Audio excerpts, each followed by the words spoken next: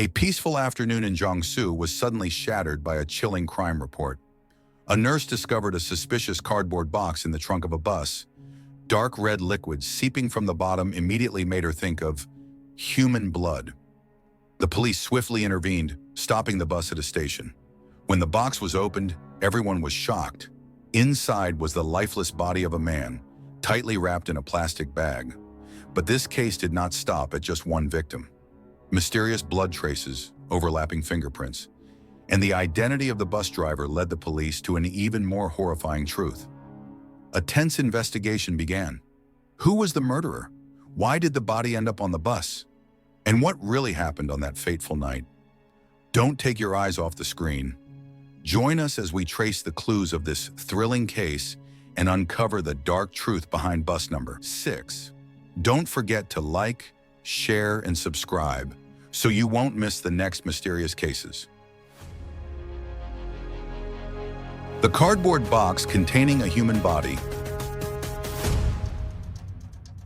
On the afternoon of July 23, 2005, the peaceful atmosphere on a bus in Jiangsu was suddenly shattered when the police received a chilling crime report from a woman named He Ying, 27 years old. She claimed to suspect that a dead body had been placed in the luggage compartment of bus number 6, the very bus she was riding. According to He Ying, while the bus was in motion, it suddenly experienced a mechanical issue. The driver asked everyone to remain seated while he stepped out to check the problem. As a tourist from another province, He Ying was curious about Jiangsu's surroundings and took the opportunity to step off the bus to look around. As she walked toward the rear of the vehicle, she noticed the driver inspecting the engine inside the luggage compartment. The driver was quite friendly, turning to her and saying that the problem was minor and the bus would soon be ready to go. However, something else caught He Ying's attention. Right next to the engine was a storage area containing a large cardboard box, bulky and partially wet at the bottom. What struck her as odd was the dark red liquid seeping out of the box, immediately making her think of blood. He Ying was a nurse. Having been trained in medicine since she was 19, her experience told her that this was not just any ordinary liquid. It was human blood. She quickly left the area without drawing attention and immediately called the police. After receiving the report and verifying information about the bus, the police quickly assembled an investigative team. They tracked the vehicle's route and prepared to intercept it at the next station. As soon as the bus stopped, officers moved in to apprehend the suspect. The driver was initially taken aback and confused, but when asked to cooperate with the search, he did not resist and promptly opened the luggage compartment. Inside, the officers found a cardboard box, just as He Ying had described. When they opened it, the sight inside left everyone in shock. Inside the box was the lifeless body of a man.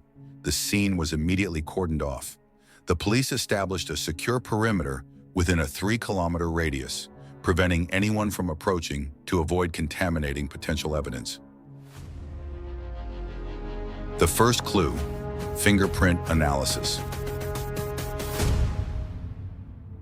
Before being placed inside the cardboard box, the victim had been tightly wrapped in a black plastic bag. His body was curled up in a fetal position, leading forensic experts to believe that the suspect had concealed the body immediately after the murder. Physiologically, when a person dies, their body starts to stiffen over time. Placing a corpse in such a cramped position inside a box would have been extremely difficult if the victim had been dead for long. This suggested that the perpetrator had quickly disposed of the body soon after the crime, attempting to shrink it within the confines of the plastic bag before sealing it inside the box. At first glance, investigators could see a significant amount of blood had seeped from the victim's body, soaking through his blue shirt and jeans. The cardboard box was wet because the plastic bag had punctured, causing blood to leak out from the bottom. Before conducting an autopsy, the police began searching the box for potential clues. One of the most crucial aspects of forensic investigation is fingerprint analysis. Unlike shoe prints or DNA samples that require extensive processing, fingerprints are unique to each individual and can often serve as the most critical evidence in identifying a suspect. The police sprayed anhydride on the dry portions of the cardboard box.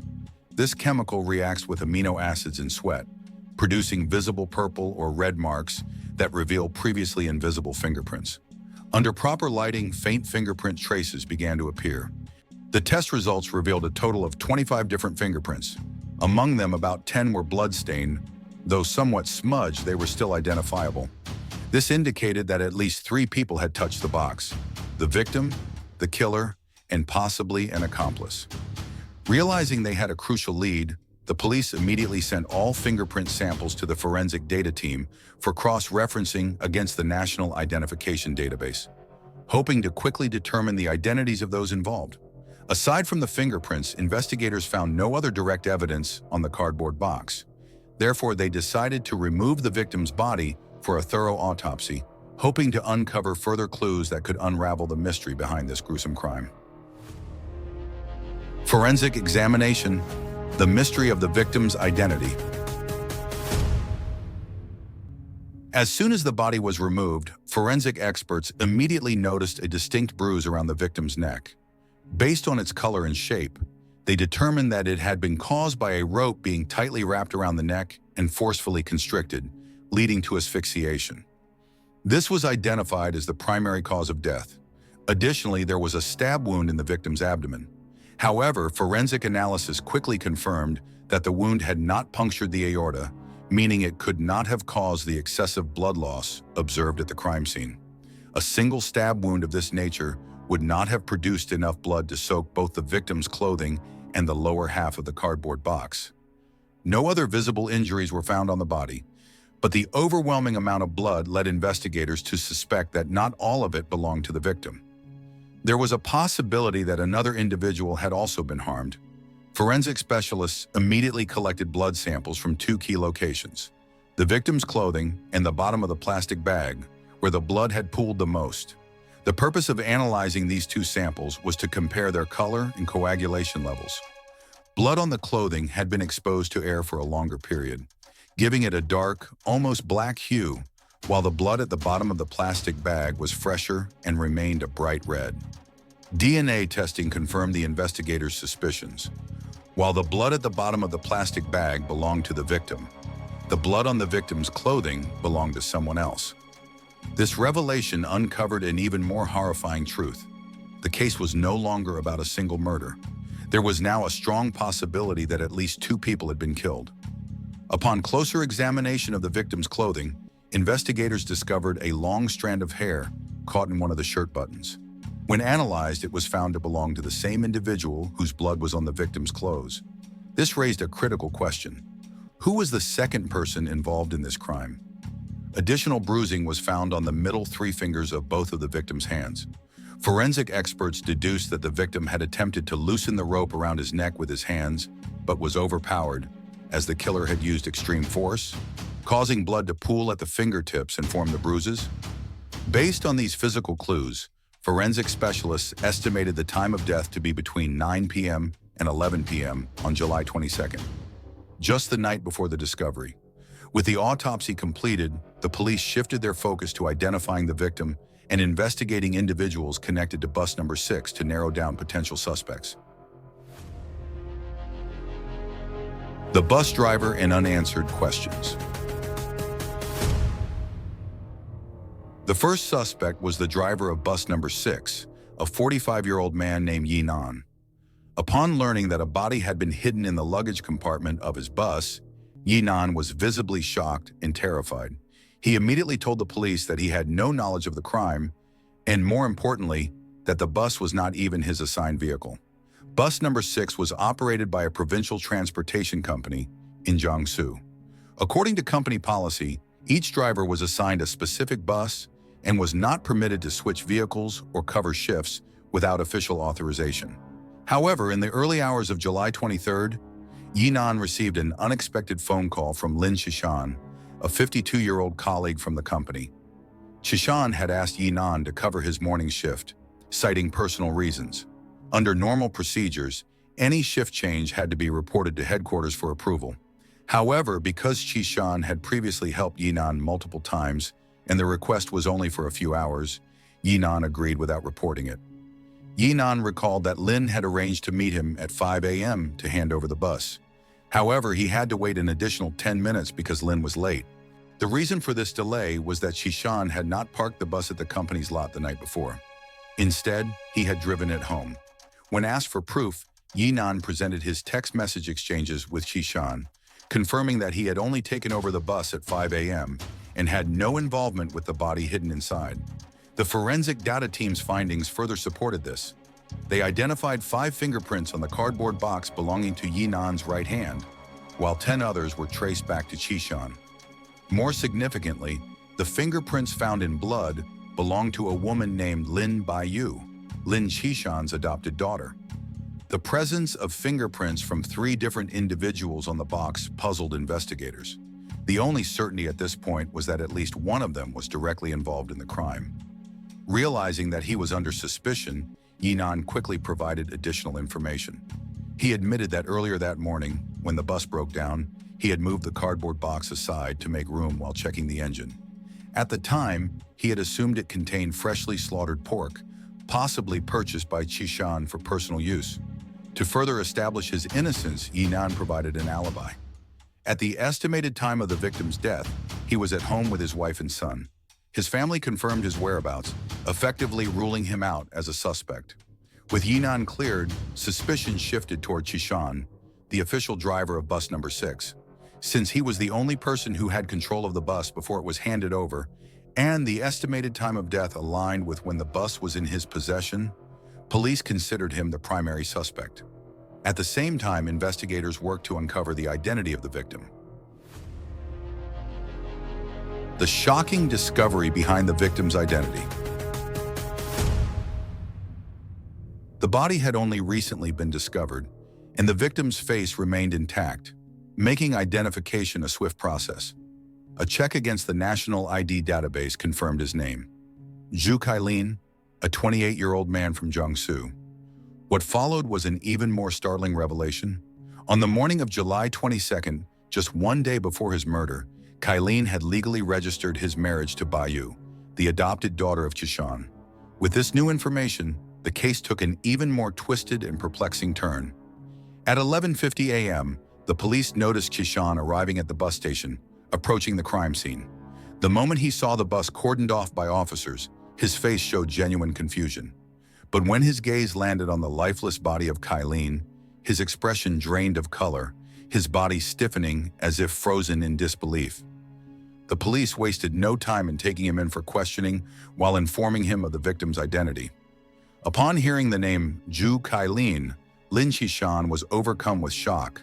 The man lying lifeless before him was his newlywed son-in-law. During initial questioning, Qishan's statements aligned with the evidence collected thus far. He explained that his fingerprints were found on the cardboard box because he had picked it up from a local store, intending to use it for household storage. He never imagined that the same box would later contain his own son-in-law's corpse. Regarding his whereabouts on the night of the murder, Qishan claimed that after finishing his shift at 8 p.m., he drove the bus home and parked it in a nearby open lot. Later, he visited a relative, where he drank heavily, to the point that he couldn't recall what time he returned home. His home was located in a poor suburban area with no security cameras. According to his testimony, he woke up around 3:55 a.m., still feeling the effects of alcohol. Realizing that he was not sober enough to drive, he called Yinan and asked him to take over his morning shift. The relatives he had visited confirmed that Qishan had indeed been at their home, drinking late into the night.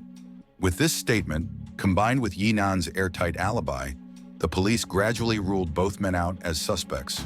Only one individual remained under suspicion: Lin Baiyu, the woman whose bloody fingerprints were found on the cardboard box, and the newlywed wife of the victim. Detectives attempted multiple times to contact Baiyu, but received no response.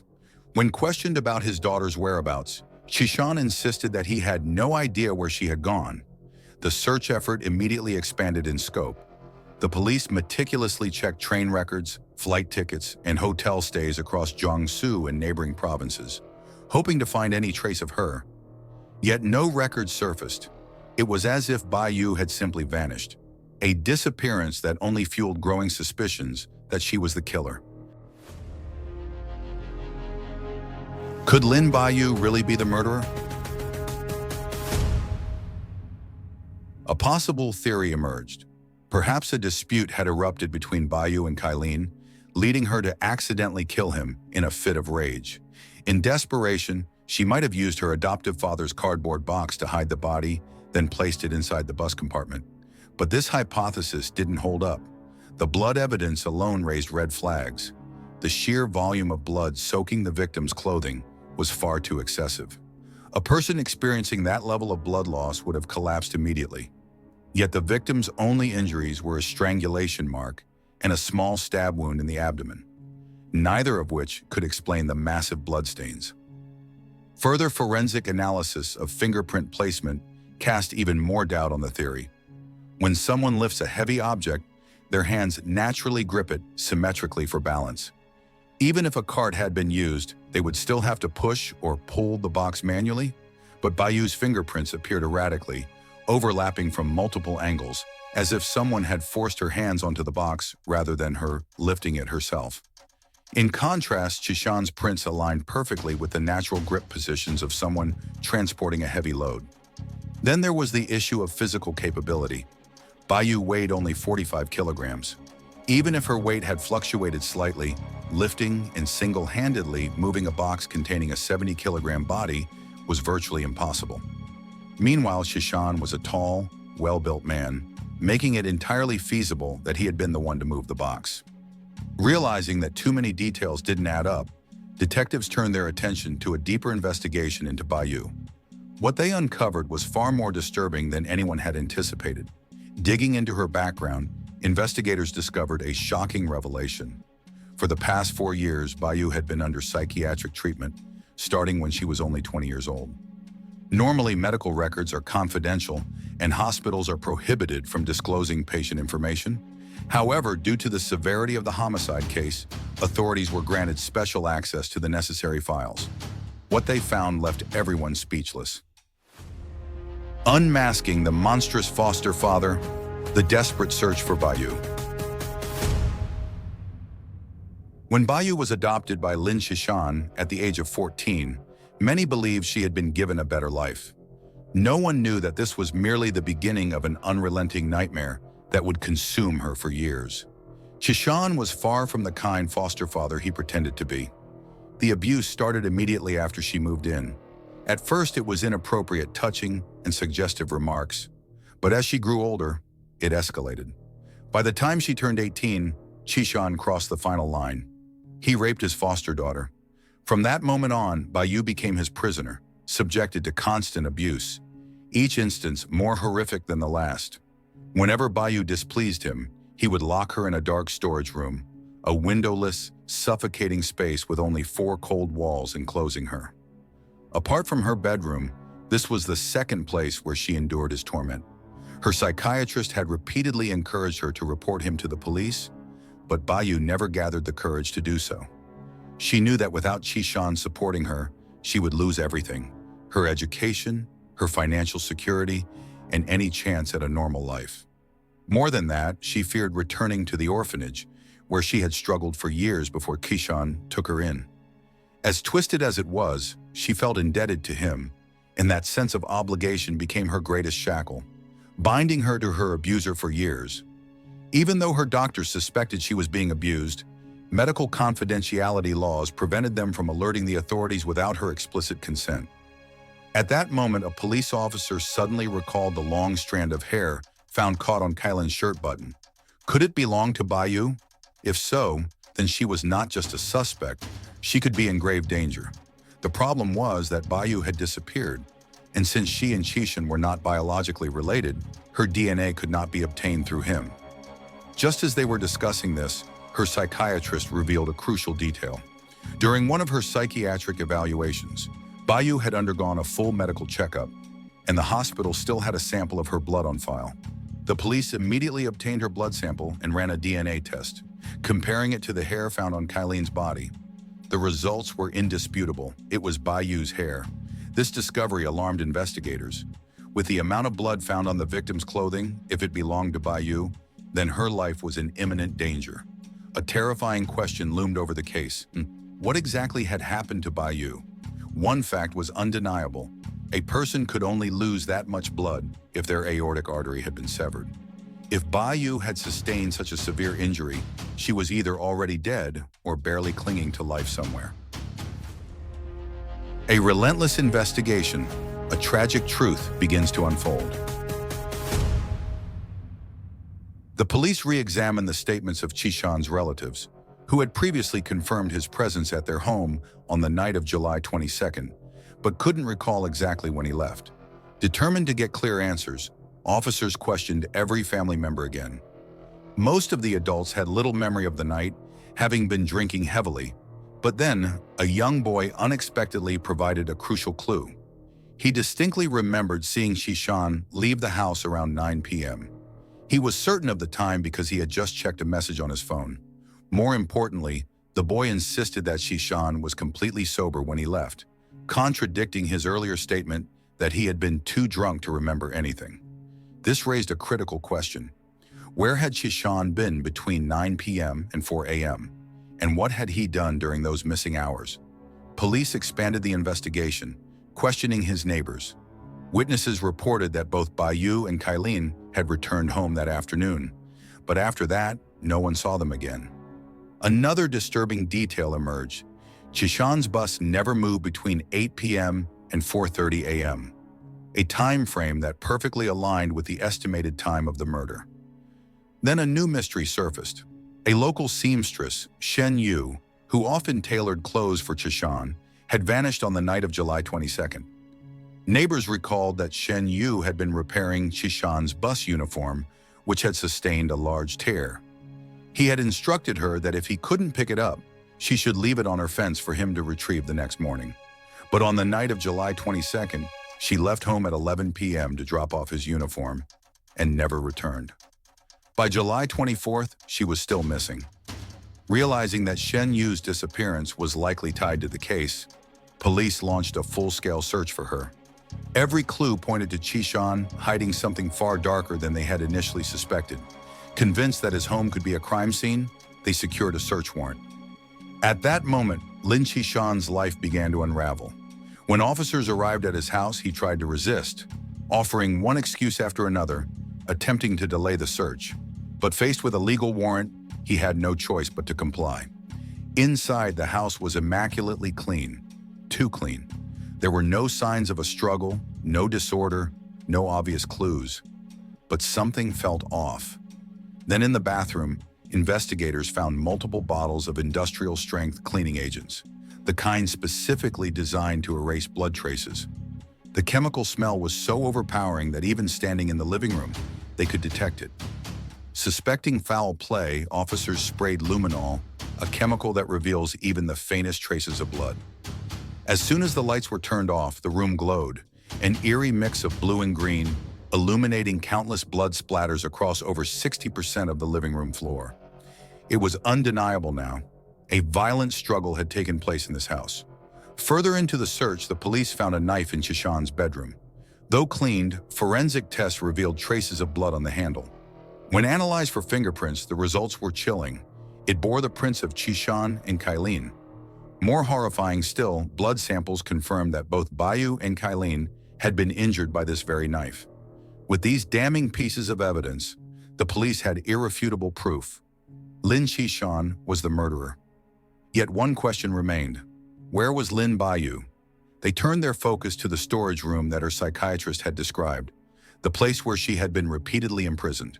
Hidden behind the main house, the small, windowless chamber was locked from the outside. When officers demanded the key, Qishan refused, frantically trying to talk his way out of the situation. His reaction only confirmed their worst fears. Without hesitation, they broke the lock. Inside the cramped, airless space, a woman lay bound and gagged, her clothes disheveled, her body covered in filth, her eyes wide with terror. It was Shen Yu. At that moment, realizing his fate was sealed, Qishan made a desperate attempt to escape, but he never made it past the front door. Within seconds, he was tackled to the ground, handcuffed, and arrested. Shen Yu, finally safe, began to speak.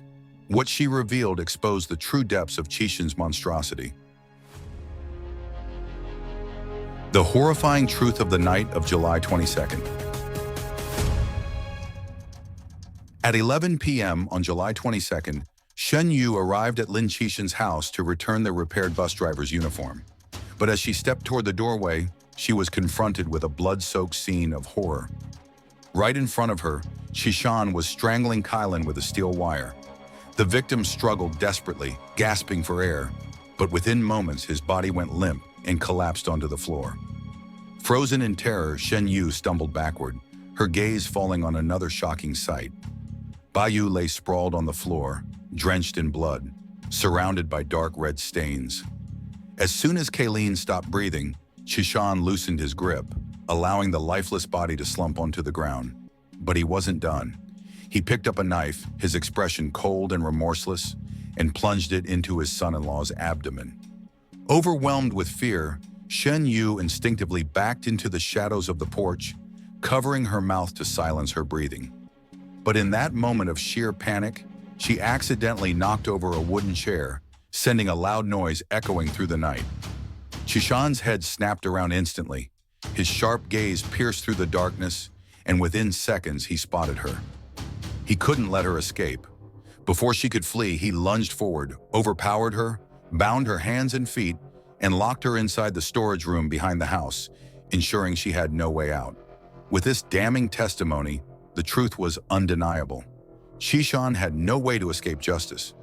At first, he tried to justify his actions, claiming it was revenge. He insisted that when he returned home on the night of July 22nd, he found his daughter and her husband arguing. In a fit of rage, Kailin allegedly stabbed Bai Yu. Seeing his daughter attacked, he lost control and strangled his son-in-law to death, stabbing him once more in anger. But the police weren't convinced by his fabricated story. Exposing his lies, the chilling confession of a monster. When faced with investigators, Qixin's eyes darted around the room, as if seeking an escape. When questioned about his years of abuse toward Bai Yu, he shook his head in denial. He claimed he had always treated her like his own daughter. The officers said nothing. Instead, they slid a thick file across the table. Bai Yu's psychiatric records. The medical reports detailed years of psychological trauma. Qixin picked up the documents, flipping through each page with trembling hands. His eyes flickered as he searched for a way to defend himself. After a long pause, he placed the file down and spoke in a quiet, unsettling voice. He claimed it was not abuse. He was merely helping his foster daughter explore her own body. A sickening, twisted excuse. Then his tone darkened with resentment. If Lin Bai Yu had never married Zhu Kailin, if she hadn't tried to leave me, then she wouldn't have had to die. He declared that he never wanted to lose her, and her decision to escape led to her death. For a long moment, the room was silent. No one spoke. The officers simply stared at him, their expressions unyielding. At first, he lowered his head, but then he lifted it again, as if attempting to justify his actions. He revealed that he had known about Bai Yu and Kailin's plans to marry for some time. Though it angered him, instead of openly objecting, he set a trap. He wrote a letter, filled with explicit details of his abuse, exposing his twisted desires. Then he left it in an obvious place in the living room. He knew Kailin's personality well. He was a curious man who couldn't resist snooping. That evening, as expected, Kailin found the letter. Qixin described the moment with eerie nostalgia. The way Kailin's face darkened, his eyes burned with fury, his breath grew erratic. Overcome with jealousy and rage, the young man grabbed a knife from the table and stabbed Bai Yu in the stomach. Qixin paused as if reliving the scene. He claimed that he had never accepted their relationship, but when he saw his beloved daughter bleeding out, he couldn't stand it. Blind with rage, he seized a steel wire near the doorway and strangled Kailin. Even after his body collapsed, Qixin wasn't satisfied. He picked up the blood-stained knife and stabbed him once more in the abdomen. That, he declared coldly, was my revenge. Throughout his confession, he never once expressed remorse. He recounted the events with eerie detachment, as if describing a chore rather than a murder. But when the police asked where Bai Yu's body was, his demeanor shifted. After a long pause, he admitted that he couldn't bring himself to discard her so easily. Once he had cleaned up the crime scene, he took her body outside, buried her beneath the old tamarind tree in the backyard, and covered her with soil. Immediately, a forensic team was dispatched to the location. As expected, beneath the tamarind tree, they unearthed Bayu's lifeless body.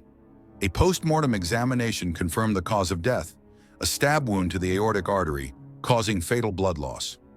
Kyleen's DNA was found beneath her fingernails, and his traces remained on the murder weapon. The evidence confirmed what they had feared. Zhu Kaileen had killed his own wife. When asked why he never reported the crime, Lin Qishan gave a chillingly calm response. "I knew if I told the police, they'd find out that I had killed someone too. I didn't want to be caught." That was why, on the morning after the murder, he had asked Yinan to drive the bus, so he could buy time to clean the crime scene. His original plan was to go to work as usual, then later in the night, drive to a remote location and dispose of the body. But what he never anticipated was his bus breaking down in the very place where the body was hidden. A cruel twist of fate that unraveled his entire plan. And now, with all the evidence laid bare, there was no escaping justice. The horrifying truth about Lin Qishan: justice came too late.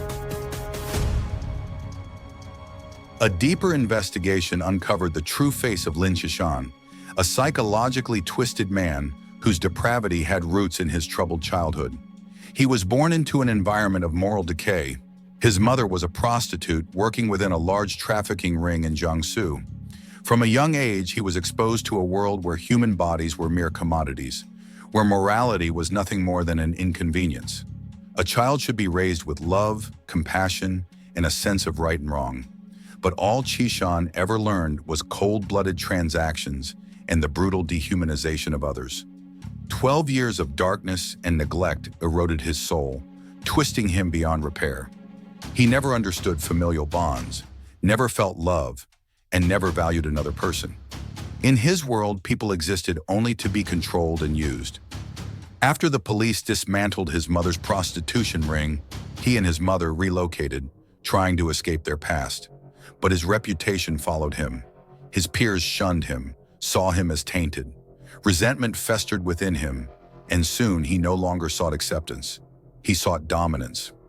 As he grew older, he married, but the marriage crumbled quickly. His only wife left him, unable to endure his cruelty and miserly nature. His obsession with control turned him into a tyrant, feared by all who knew him. After she left, he gave up on the idea of a family. Instead, he frequented brothels, bringing prostitutes home to satisfy his desires. Eventually, his neighbors saw through him. Everyone in the neighborhood knew Qishan was scum. No one wanted to associate with him, and no one dared let their daughters near him. Then one day, he adopted a young girl, Lin Bayu. The entire neighborhood was stunned. Concern and fear spread rapidly, but no one had any legal grounds to stop him. As time passed, people saw that Bayu seemed happy and healthy. Slowly, they began to believe perhaps Qishan had truly changed. But they had no idea that behind her smile lay an inescapable nightmare. What they saw was only the tip of a massive iceberg. The reality was far more sinister. Qishan hadn't changed at all. To him, Bayu was nothing more than a possession, a tool to satisfy his perverse cravings. He imprisoned her within his home, making her a captive in his own twisted world. But Bayu refused to surrender to fate. She fought to escape, to build a new life with Bui Kailin. That decision cost her everything. With undeniable evidence in hand, the police closed their investigation. Lin Qishan was officially charged with murder, illegal imprisonment, and child sexual abuse. His trial ended with a severe sentence, reflecting the full extent of his monstrosity. The court sentenced him to death with no room for leniency. His final punishment included 35 years of life imprisonment, followed by a death sentence. Months after the trial, the execution was carried out. At last, justice was served, but the price Lin Bayu paid was far too great. What are your thoughts on today's case? Leave a comment below and let's discuss. Don't forget to like, subscribe, and support our channel. Goodbye and see you in the next video.